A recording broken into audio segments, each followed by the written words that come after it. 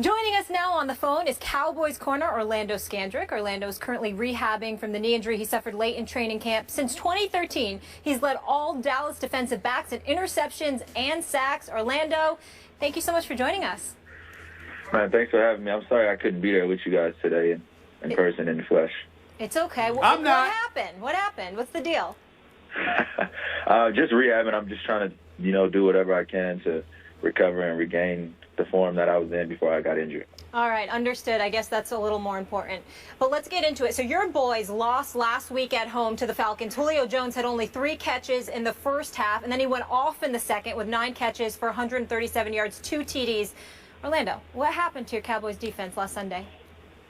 I think we just let it get away from us. I think we kind of had some technical errors, but you know what happens. That game's behind us. The boys are looking forward to this Sunday, and I'm looking forward to watching them. Stephen A., give me just a second with my friend, my friend Orlando, because he has a bone to pick with me, because when he went down in training camp, even though I had called him all of last year the best player on my Cowboy defense, I couldn't just jump off the horse at that point and say all is lost. So I started saying, wait a second, it's not like he's Deion Scandrick. As good as Orlando is, he's not Deion Scandrick. So I'm going to hang in with my Cowboys. But Orlando Scandrick did not like that. So the floor is yours, Mr. Scandrick. Skip, I ain't too upset with you, but thank you. I think it was a loss for our team. It was a tough loss for me, and I think some players are players that depending on how you look at it, you can't replace them. It's not just what I bring, to the defense, but it's what you bring to the team from a leadership standpoint, just from an experience standpoint. But I don't really have a bone to pick with you. I just feel like you was talking about when you said that. Well, I got that, and I will be the first to admit I missed you during the second half last Sunday at Jerry World, because you would have made a difference on Julio. I'm convinced of that, so I will give you that much. Thank you very much. No, thank you. Go ahead, Stephen A. Well, I don't know why y'all want me to be a part of this. It ain't even an interview. As far as I'm concerned, it's just a love fest with all of you Cowboys. Look, Orlando Scandrick, you can play. You're a friend of the show. You know I got love for you, bro. But I have no love for your team. I think y'all are average, even though you've got elite talent. Somehow, some way, something will happen to get in the way. I'm sad, very much so, in all seriousness, that you got hurt. And I don't root against you individually, and neither my boy Dez, because I love me some Dez Bryant. But I just have a problem with the Dallas Cowboys always walking around like you're champions instead of a team that hasn't won a Super Bowl in 20 years. Do you have a problem, or do y'all have a problem with me having that attitude? Not at all. I mean, you got the right to have that attitude. We haven't won anything, and I think that we're striving for excellence. And every day we're trying to get better around here and trying to reach perfection. And I understand people feel like we haven't won in a long time, but as an athlete and as a player, part of the Dallas Cowboys, we try to just envision things. You got to envision those things so they can come true. So, of course, we're going to walk around every day and carry ourselves like we're champions, because that's what we're striving to be. So, Orlando, as a team leader, tell me how much concern you have about Brandon Weeden playing quarterback at New Orleans this Sunday night. None at all, man. This team was built to survive injuries, and I think Weeden will be fine this weekend. I think our defense is going to show up, and I'm looking forward to this weekend. Good. Orlando, I have a question. What do you mean this team is built to survive injuries? What proof do you have of that, sir? I mean, our offensive line. Our offensive line is great. Our running backs are good. And our defense is built to carry this team. Your defense? You mean without you, your defense is built to carry? Really? Absolutely. We're going to be getting some players back we're going to be getting some players back next week. Next week, and we'll be fine. Yeah, and by the way, Mr. Smith, how about a Greg Hardy and a Rolando McClain and a Randy Gregory will soon be back in Orlando? How much better will those players make this defense? A lot. I can't even put it into words, but, to have those players returning that are in the front seven, it's going to make it a lot easier for the secondary and for everyone else.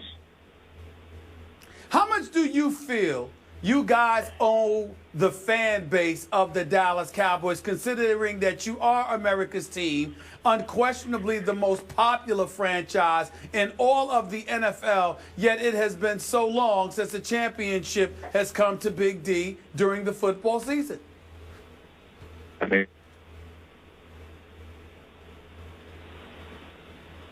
Lose him? Hello? Orlando. Hello? I think we might have lost Orlando.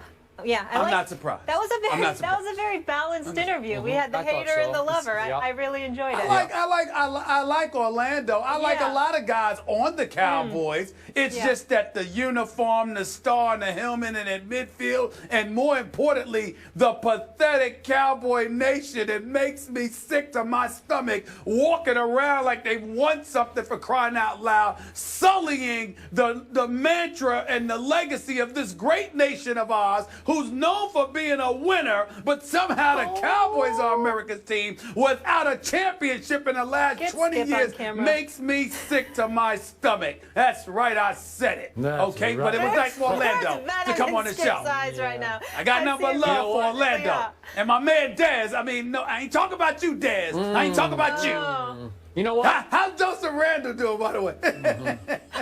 Wait, the guy who touched the ball the first 3 times and nearly scored all 3 times? That guy? You know what's going on here? Beneath all that bluster that you just heard from that man, beneath all that bloviation is nothing but fear. Because he knows that as I get all my players back on defense, and then pretty soon I'm going to get Dez back, and I'm going to get little Tony Romo back, and you know and I know, Super Bowl, here we come. You know it and I know it, and you are scared to death of it. Hey, Skip, say those names again, because you said those names and then said if they, when they get back, you're assuming they're going to stay back. You sure? They will stay back. Are you sure? Yeah. They'll stay back, stay in your psyche, and they will haunt you from about December on.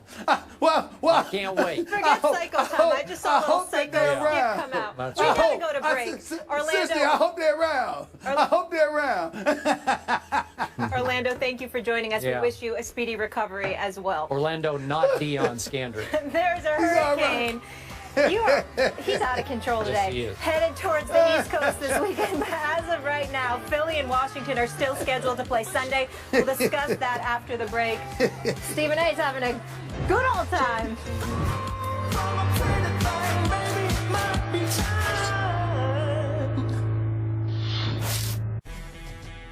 First Take is brought to you by Goodyear, tires with a strong tradition of superior performance. And Geico, 15 minutes could save you 15% or more on car insurance.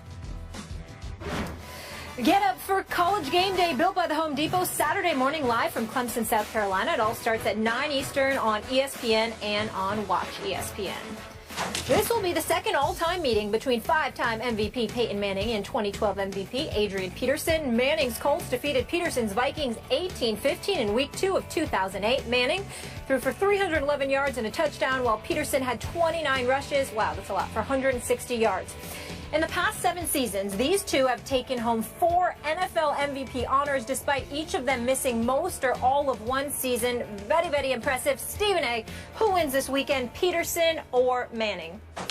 Well, I think Manning wins this game because Manning doesn't have to go against his defense on a Sunday afternoon. Adrian Peterson, Minnesota got bright after giving him the ball just 10 times in the first game. They've given him the ball 49 times over the last 2 games. Got a 134-yard performance against the Detroit Lions and rushed for like 126 last week against San Diego. And obviously Teddy Bridgewater keeping the turnovers to a minimum, so the Vikings deserve respect for that. But Peyton Manning is Peyton Manning. Still got Emmanuel Sanders, still got Demaryius Thomas, okay? His running game's got to step up with C.J. Anderson and Ronnie Hillman. They got to run the football. They're only 18th in terms of their passing offense. But that Denver Broncos defense, Skip, They're the third-ranked defense in the NFL. They are number 1 against the pass, number 6 against the rush. DeMarcus Ware got 3.5 sacks. Okay, you look at this secondary with Akeem Talib and Chris Harris. Chris Harris is a guy that's been on our show. He is big time, and we all know what Akeem Talib can do